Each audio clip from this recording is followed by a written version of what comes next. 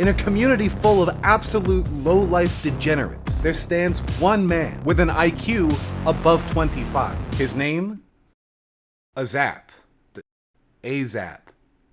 The Velkaz guy. This dude has been showing up on my TikTok with some serious heat lately. And by that, I mean he is literally just stating the most basic facts of the game. On his TikTok channel, I frequently see two thermonuclear hot takes that I'll be addressing and obviously agreeing with in this video. As far as I'm concerned, your disagreement with either of these could be considered as good as a diagnosis as you can get for like a ton of different mental disorders. You can actually take this opinion into a doctor's office and you will walk out with a giant bottle of pills and like a state-appointed legal guardian. Now here they are. If you're better than the average player in your lobby, you will climb. And you should avoid surrendering your ranked games. Surely we haven't lost anyone yet, right?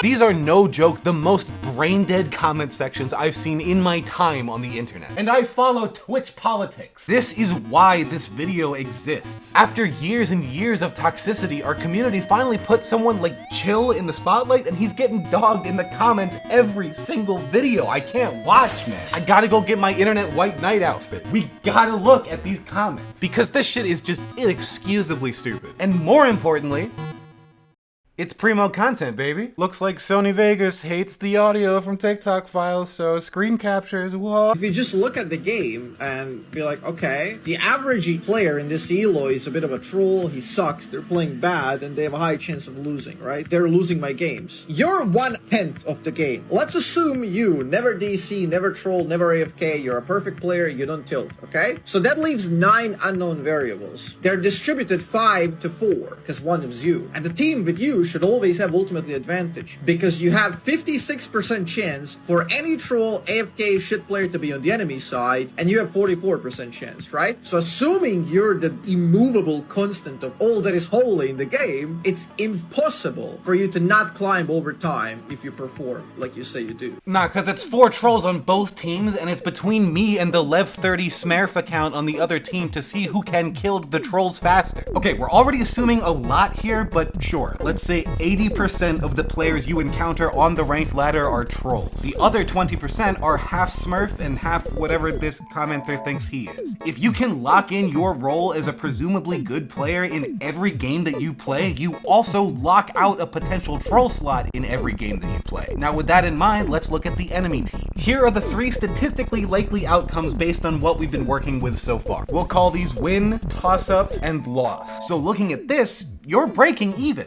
And that's with the assumption that you're low-rolling every single member of your team every game. But check this out. Whoa, yeah, you can roll Smurfs too. So all you gotta do is make up the difference by outperforming your peers in even matchups, otherwise known as improving your gameplay and being rewarded with LP.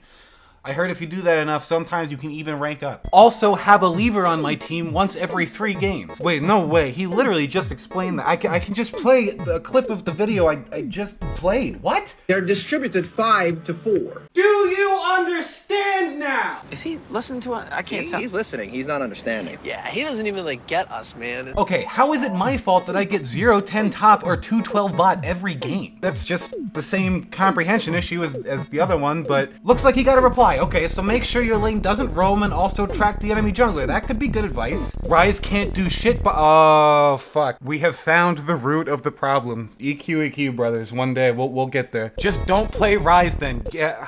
Fuck, I feel bad now, man. Almost none of his takes are practically sound. Theoretically, sure, but if you know why in practice they don't work. Okay, if I'm being honest, that was a little vague, but he did reply to his own post, so maybe he can lay it out for us a little more. Same guy, because when you pool game at any rank, take those 10 humans, make them all give effort and play their best, in the end, 9 of them still won't take accountability.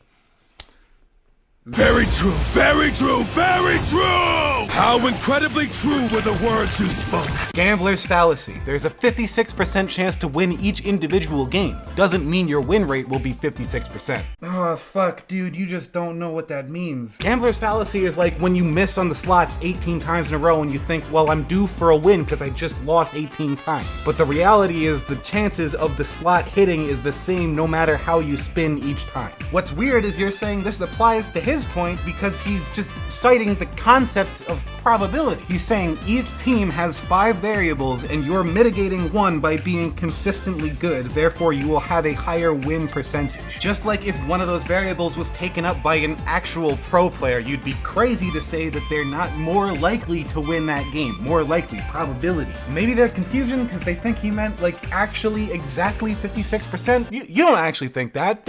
It's the ones that try to sound smart to fuck with me. Sure, over a large sample size, maybe, but that factors in you play well every single game. If you play bad in 1 out of 10 games, the argument kind of goes out the window. The central argument is that if you're good, you will climb. If you're bad, 1 out of every 10 games, you're going to climb 1/10 slower. The argument is still in the window, dude. It's right here. It looks good. I like this argument. I will give credit though, like you do need a large sample size like this commenter said. I'm pretty sure AZAP would agree with that. I agree with it. Like you can't get to diamond in 30 games usually. That's why we all want to be diamond. That's why it's so impressive. But the rest of this comment is stinky. Almost every argument made for FFing plays contrary to what people think. Oh, I'm getting hostage up until 40 minutes. Game would have been winnable if it's 40 minutes. Oh, I want the same time so I can climb faster and utilize my time faster by FFing the low percent games. If that is true, you need 70% win rate regularly to saving few minutes to actually justify gaining 1 free loss and not gaining 1 free win that you could have sometimes got. Like the math always plays against you. FFing is almost never the right choice, and that's factually accurate. Yeah, but what if the game is super unfun and maybe you can win, but likely not, so why play it? Okay, the reason why I put this comment first is because we just have to acknowledge that there's a difference between surrendering a ranked game and surrendering a normal game. If you're not playing ranked, it doesn't make a difference if you surrender the game or not. Like, I surrender my normal games all the time. And that's because a normal game is all about fun. And if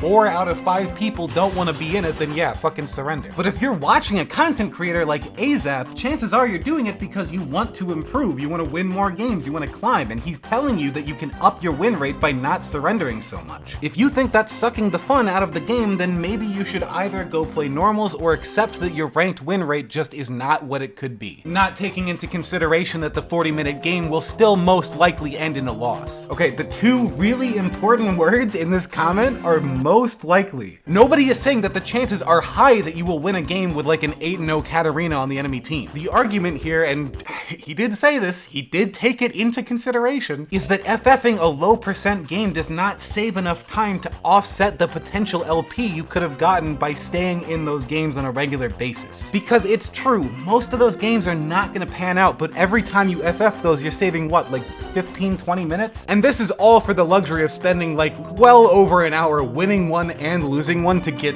2 LP. Your time is better spent betting on the low odds in case they hit. How many times have you had a surefire win and your terrible teammates griefed it away? You know the enemy team can do that too, right? But you don't take that bet because you're smart. You want the 50-50 odds. So you accept the loss. Take 15 LP on the chin, wait in queue, accept the match, ban a champion, pick a champion, nope, somebody dies, now you gotta wait in queue again, ban another champion, pick another champion, load all the way in, wait for the minions to spawn, farm minions for 15 minutes, and oh fuck, now they're all fit again! I have to surrender another ranked game because of my team. I FF when I get bored.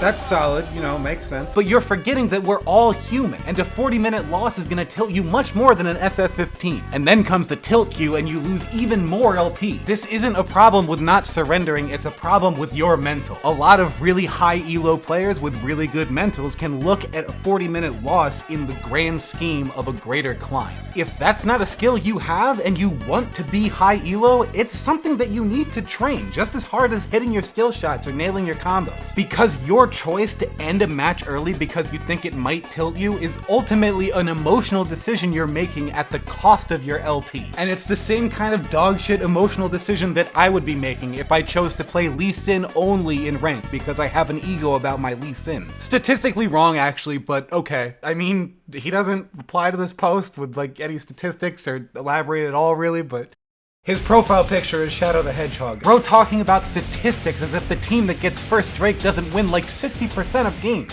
It is more time efficient to FF. Wait, there's no way that number's real. 60%? I've been telling people to play out games they only have a 40% chance of winning? I have to delete this video.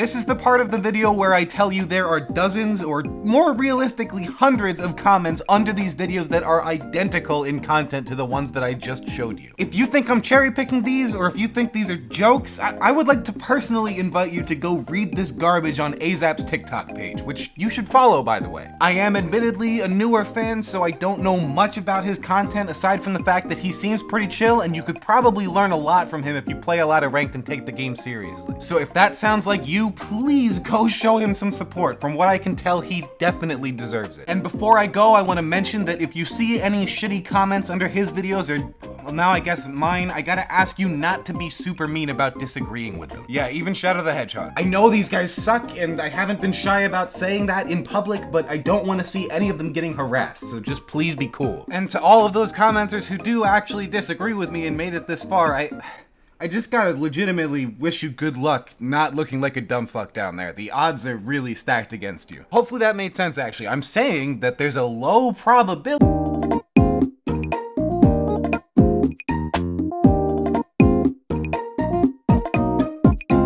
Okay, I'm gonna give you the short outro this time because I'm hungry. Well, we got the Discord, that's gonna be a link in the description, and I stream every Wednesday at 5 p.m. Eastern Time on this channel. If you join the Discord, I might even be playing with you.